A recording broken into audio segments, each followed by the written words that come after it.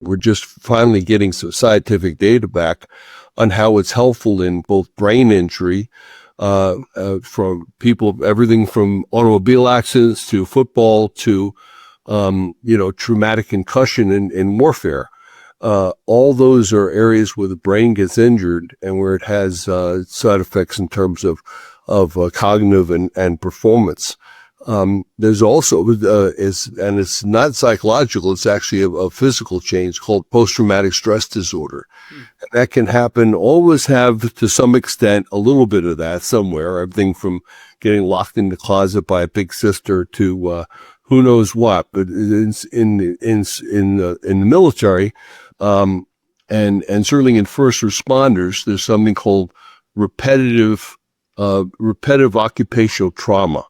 And it's cumulative. It grows up over time, and it's really being suppressed. It's not being recognized as something. It's sort of like UFOs. You can't really talk about UFOs if you saw one, because people think you're crazy.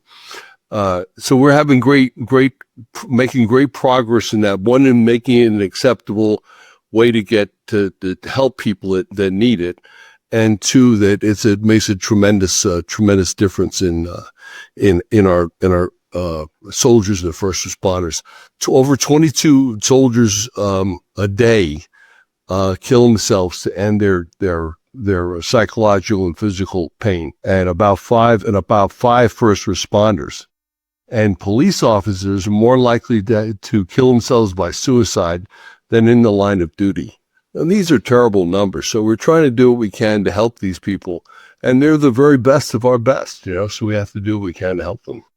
Without a doubt. Wow, that is absolutely fascinating. And I think you've given me an idea of a future Paul Ponders podcast on just that subject matter in itself. That's unbelievable work you're doing. Well, thank you. It's important.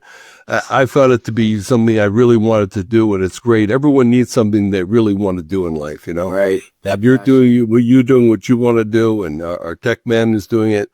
I've been very fortunate myself to be able to do what I can to help our first responders and veterans. Without a doubt. Kids are right. Yeah.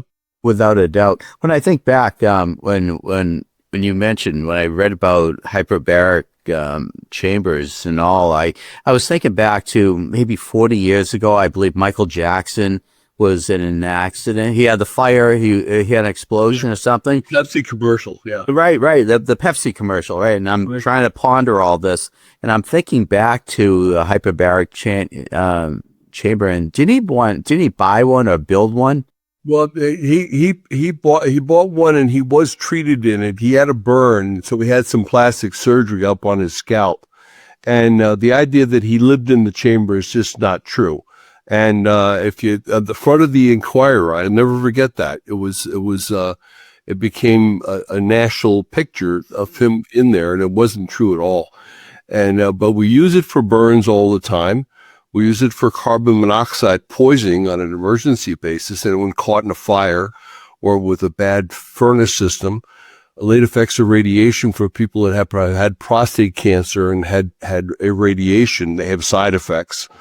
And people with diabetic foot. So we're able to help avoid amputations in patients. Wow.